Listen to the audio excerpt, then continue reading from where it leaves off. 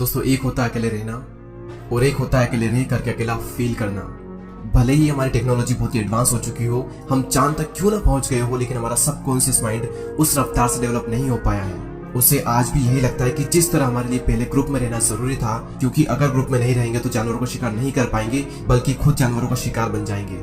और इसी वजह से हमारा ब्रेन आज भी अकेलेपन को डेंजर का साइन मानता है। साइंटिस्ट ने एक बार एक एक्सपेरिमेंट किया और उसमें लोगों से पूछा गया कि आप अपने नेगेटिव थॉट्स के साथ में 15 मिनट अकेले रहना पसंद करेंगे या फिर एक बिजली का झटका।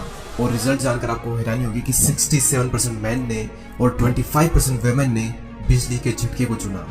लोग खुद के साथ 15 मिनट अकेले नहीं रह सकते। जिन विचारों के साथ उन्हें पूरी जिंदगी बितानी है, उनके साथ वो 15 मिनट अकेले नहीं रह सकते। लेकिन हम यहाँ पर बात कर रहे हैं अकेले रहने की। जंगल का राजा शेर ज्यादा टाइम अकेले रहना पसंद करता है। उसकी जिंदगी में ऐसी बहुत सी सिचुएशन आती है जहाँ पर उसे भेड़ियों का झुंड घेर लेता है। उस वक्त वो ना तो अकेला फील करता है और ना ही वो कमजोर फील करता है। उसे पता होता है कि इन सब के लिए तो मैं अकेला ही काफी हूँ। और आप ये बात जान लो कि ग्रुप हमेशा फॉलोअर्स का होता है, लीडर अकेला ही लीड करता है। शेर अकेला किसी मजबूरी के कारण नहीं रहता, बल्कि वो अपनी चॉइस से अकेला रहता है। इस दुनिया के ज्यादातर हाईली सक्सेसफुल लोग इंट्रोवर्ट हैं। इंट्रोवर्ट यानी कि वो लोग जिन्हें अकेले रहना पसंद होता है, जो लोगों में जाना पसंद नहीं करते। बिल गेट्स, जो कि माइक्रोसॉफ्ट के को फाउंडर है, 7 दिन के लिए बिना किसी टेक्नोलॉजी के अपने फ्रेंड्स एंड फैमिली से दूर रहकर अकेले रहते हैं। और इसका रीजन वो ये बताते हैं कि इससे उनकी क्रिएटिविटी बढ़ती है, उनके माइंड में नए नए आइडियाज आते हैं और अपनी लाइफ के कई सारे बड़े बड़े डिसीजन उन्होंने इसी दौरान लिए हैं। और ये सभी लोग किसी मजबूरी की वजह से अकेले नहीं रहते, ये अपनी चॉइस से अकेले रहते हैं, क्योंकि उन्हें पता होता है कि एक अकेला इंसान कुछ भी कर सकता है। अकेले रहने के 4 ऐसे फायदे मैं आपको बताऊंगा, जिन्हें समझने के बाद में आप भी अकेले रहना पसंद करोगे। पहला पॉइंट है बूस्ट क्रिएटिविटी। निकोला टेस्ला, जो कि एक महान वैज्ञानिक रह चुके हैं, जिसकी वजह से हमारे घर में इलेक्ट्रिसिटी आ रही है, जिनकी वजह से आज हम इतनी गर्मी में एशियन कूलर की हवा ले रहे हैं, जिन्होंने 300 से भी ज्यादा इन्वेंशन किए हैं। उनका कहना यह है कि be alone that is the secret of invention, be alone that is when ideas are born. अकेले रहो क्योंकि यही वो समय है जहाँ पर आइडियाज पनपते हैं। अकेले रहो क्योंकि यही वो टाइम है जब इन्वेंशन होते हैं। निकोला टेस्ला जब खोज कर रहे थे तो उनके पास कोई भी ज्यादा बड़ी टीम नहीं थी। उन्होंने ज्यादातर जो इन्वेंशन है वो अकेले रहकर अपनी लैब में किए। और रिसर्च बताती है कि जब आप अकेले होते हो और कुछ भी नहीं कर रहे होते हो, तब आपके ब्रेन के DMN यानी कि डिफॉल्ट मोड नेटवर्क में ज्यादा एक्टिविटी होने लगती है। और इसी नेटवर्क की वजह से इंसान क्रिएटिव सोचता है, उसके ब्रेन में नए नए आइडियाज आते हैं। सर आइजैक न्यूटन को भी ग्रेविटी का आइडिया तब आया था जब वो अकेले एक एप्पल ट्री के नीचे बैठे थे। मेरे इस यूट्यूब चैनल पर इतनी सारी वीडियो है, इनमें से एक भी वीडियो ऐसी नहीं है जो कि मैंने किसी के साथ बैठकर बनाई हो। सारी वीडियोस के आइडिया मुझे अकेले में आए हैं और सभी वीडियो की स्क्रिप्ट मैंने अकेले बैठकर ही लिखी है। अगर मेरे साथ कोई है तो मैं कभी भी काम नहीं कर सकता। मुझे एकांत माहौल चाहिए क्रिएटिव सोचने के लिए। सेकंड पॉइंट है इंक्रीज्ड फोकस। जब आप अकेले रहोगे तो उन सभी लोगों से दूर रहोगे जो कि आपका ध्यान भटकाते हैं। आपका पूरा फोकस बस एक ही जगह पर रहेगा, आप चाह कर भी भटक नहीं सकते। आज से 4 साल पहले जब मैंने अपनी यूट्यूब जर्नी स्टार्ट की थी, तब मेरी लाइफ में सिर्फ 3 से 4 ही फ्रेंड थे और उनसे भी मेरा मिलना बहुत ही कम होता था। उस वक्त मैं ज्यादा टाइम अकेला ही रहता था और मुझे बहुत अच्छा लगता अकेले रहना, क्योंकि अकेले में मैं एक जोन में होता था।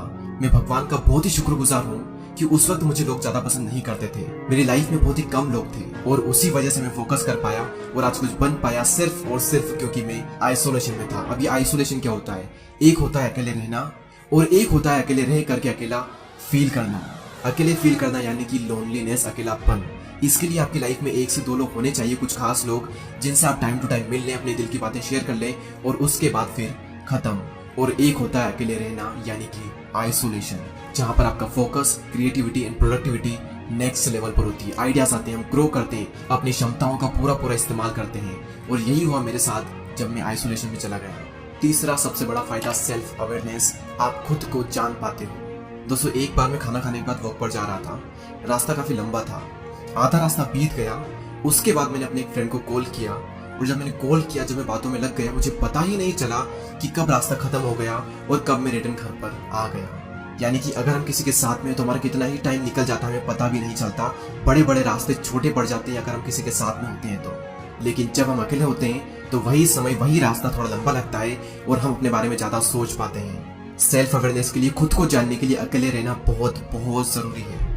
और अगर आपको ये लगता है कि आप सेल्फ अवेयर हो, आप खुद को बहुत ही अच्छे तरीके से जानते हो, तो आप सभी लोग ये बात जान लो कि 5000 ऐसे लोग थे जिनको ये लगता था कि वो सेल्फ अवेयर हैं, लेकिन जब उनका सेल्फ अवेयरनेस का टेस्ट किया गया तो उनमें से सिर्फ 10 से 15% ऐसे लोग थे जो कि सेल्फ अवेयर थे। जिन्हें अपना पेशेंट पता था, जिन्हें अपनी स्ट्रेंथ पता थी, जिन्हें अपनी वीकनेसेस पता थी। बाकी लोगों के अंदर सारी चीजें हैं लेकिन उन्हें पता कुछ भी नहीं है। तो अकेले समय बिताओ और खुद को जानो, क्योंकि जो पूरी दुनिया को जानने में लगा रहता है वो किसी को भी नहीं जान पाता, लेकिन जो खुद को जान लेता है वो सभी को जान लेता है। नेक्स्ट पॉइंट यहाँ पर आता है मास्टर योर इमोशन। यहाँ पर फिर से वही बात आती है कि जो इंसान अपने इमोशंस को समझ लेता है वो पूरी दुनिया के इमोशंस को समझ लेगा। Royal Enfield, Mountain Dew, Maggi और ऐसी और भी कई सारी कंपनी के आपने एडवर्टाइजमेंट जरूर देखे होंगे। ये सभी कंपनी जब भी ऐड करती है तो ये कभी भी अपने प्रोडक्ट के बारे में बात नहीं करती है। वो ये नहीं बताती कि इनके अंदर क्या क्या इंग्रेडिएंट्स है, क्या क्या स्पेसिफिकेशन है, इसका टेस्ट कैसा है।